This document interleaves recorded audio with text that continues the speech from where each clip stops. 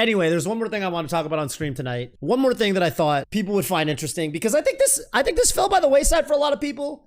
A lot of you guys on the YouTube, say hi to YouTube everybody, are going to find this one interesting. Everybody knows, you all know, that BTS Smash has announced as of this week, Smash Summit 12. And they have announced, well, one, I know all the hype is on main stage right now, of course, but they have announced not only that Smash Summit 12 is for sure happening, but they have already kind of, they put out this little tweet showing the list of invited players. Two things that I think are really interesting about this. One, the graphical style. It looks like they're going for some kind of like 2000s era Disney Channel kind of vibe, which I kind of am really fucking into, if I'm being honest with you. I'm kind of into that. That's kind of cool. And two, my man Pipsqueak. Everybody knows the story, and if you don't worry, I'm about to tell it. Everybody knows Pipsqueak won a spot into Smash Summit 11, but had to go through a nightmarish and brutal. Seriously, you guys should read about this. He went through a nightmarish 2 weeks where he had to quarantine in Mexico. So the plan was,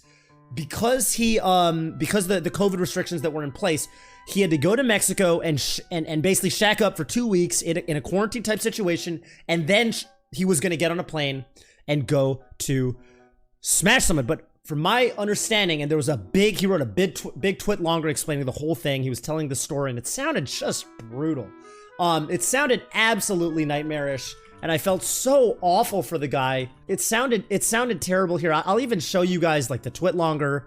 It's not a drama. I know people hear the word twit longer and they assume it's like some drama. It's not drama. It's just a story, man. And you just read this. It is a long story, the nightmare trip to Summit, and he basically got into some trouble at the airport because he was missing some forms that he thought like the regulations got switched up. If my understanding, I didn't fully read into exactly what happened, but it sounded like, from me skimming this, I think what basically happened was the process or the procedure or this is exactly the reason Kodoran got in. The procedure for him to get through the TSA or whatever, not TSA, but yeah, to get through security, to fly to the US, fly across the border from Mexico. This was after quarantining in Mexico for 2 weeks, mind you. He needed some forms that he didn't realize he needed, and he was in a scramble to fill them out at the airport or something. And as anyone who has ever done this trip, anyone who's ever tried to cross the border into America can tell you, American border security is full of just the worst people on the planet you'll ever meet. They are just the biggest assholes. I've got my own stories here. I used to drive to and from Canada a lot when I was in college, when I lived in Seattle. I've got nightmare stories. I was once, because it's a little bit of a tangent here, but I mean, I think it's an interesting story, so I'll tell it. You know, there was a time when me and several other Smash players were on our way back. And by the way, every time you go into Canada, as a US citizen, mind you, you go into Canada and they're so kind. It's a total breeze every time. It's just not very difficult. And the Canadian Border Control, super chill. Even as an American citizen, coming back in is fucked.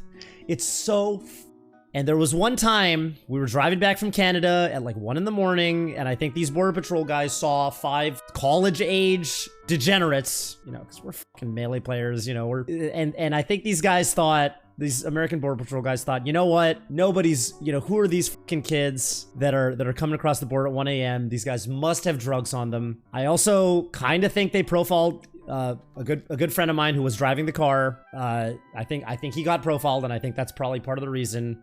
I definitely think a lot of fucking racist heads work in this line of work, not gonna lie. But anyways, they brought us into this place. They separated us out. We were in there for a few hours. We got out of there around 5 a.m. And they would individually bring each of us into a jail cell. I shit you not, a jail cell. There was a toilet. There was like a pot in the corner, like a little like floor toilet. It was like a jail. It was a tiny jail cell, and they would bring us in there. They stripped us naked, and they strip searched us for drugs. They didn't find anything because we're fucking melee players. But it was a terrible experience. We got out of there at 5 a.m. It was bad. It was bad, and like, I fucking think American Border Control. I remember one time I flew, I flew back to America from Japan one time, and I was standing in the line, immigration to get back into the US, and, you know, this guy at SFO, I guess he saw me, and I'm half Chinese, and I guess I look Asian, and he thought I was Japanese, so he called me some Japanese slurs. That wasn't that cool.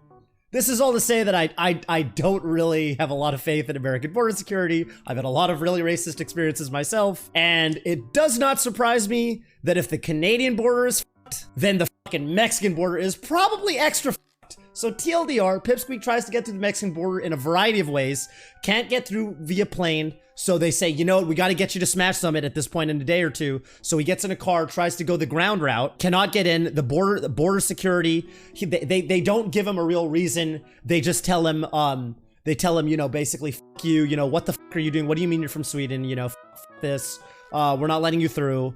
And then, and he's given an option to try to go through a different route and take a different route through a different border, you know, what do you call it? Checkpoint. You know, several hours or several miles away. And I think eventually he goes through this once or twice and he says, you know what, I can't do this. This is ridiculous. So he gives up and he flies home to Sweden. And fortunately, the good people would be on the summit after this hellish trip, this hellish experience that, again, you can all read at this tweet longer. Just search the nightmare trip to Summit, Pipsqueak, to find out if anybody's curious how this happened to him. And so Beyond the Summit did a very kind thing. And they invited him, since you couldn't get to Summit 11, which you qualified for fair and square, we'll just postpone your Summit trip. You're going to be at Summit 12. Hence, of course, the announcement that Pipsqueak is going to be at Summit 12. All right, so you all know that, but did you guys know that Pipsqueak is going to be also at Summit 13? Now, the first thing you might be wondering is, since when the f did they announce Smash Summit 13? Yeah, that's a good question. So I commentated the S.A.M.E Circuit finals this past weekend. The S.A.M.E Circuit finals were it was a very fun event where the grand finals were, let me see if I can find them. I believe it was on, I think those should be on BTS Smash. But regardless, I have the bracket here, and the tournament was very, very fun. Pipsqueak played Professor Pro actually in grand finals. Really interesting results. Prof beating Triff. Pipsqueak losing the solo battle outside of top 8. Outside of top 8 winners, running it all the way through losers, beating Raul, beating Meaty, Raul, Triff, Frenzy, solo battle, getting the run back barely in a very close set, and then beating Professor Pro twice. Pipsqueak clutched this tournament out, and when I got on to commentate the second half of top 8, they told me, hey, Toph, just so you know, the winner of this tournament actually gets a trip to Summit 13. And I was like, Summit 13? Summit 13? Am I hearing this right? And they're like, no, yeah, the winner gets a trip to Summit 13. Summit 13 hasn't really been announced yet, but yeah, when it gets announced, the winner does get to go to that. And I was like, okay, that's cool. So there you have it. You know, in a strange turn of events, Pipsqueak couldn't make it to Smash Summit 11, but he is going to be at both Summit 12 and Summit 13. And this is the first you've heard of Summit 13 because it hasn't even been announced in any form yet.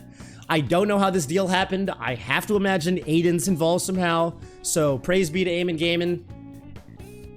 Good stuff, Aiden. Thank you for everything you do for European Melee. That's all I really got. And again, just congratulations to Pipsqueak. Incredible player. I think he's gonna f some Americans up. He's incredibly good. Like really, really, really, really fucking good. And yeah, I think it's super deserved, and I think it's extra deserved. Seriously, you guys, like if anybody's wondering like who is Pipsqueak? Why is this guy in? One, you should definitely watch some of his match videos from this tournament, and also two, like if you read this, you're gonna come out of it like, oh god, yeah, please fly this guy to as much stuff as possible. This is just something that I don't think anyone should ever have to go through. Just terrible experience. All right, well, that's it for this talk. Again, thanks everybody coming by. I'm gonna go hang out with some IRL friends now, and I'm gonna give somebody a raid.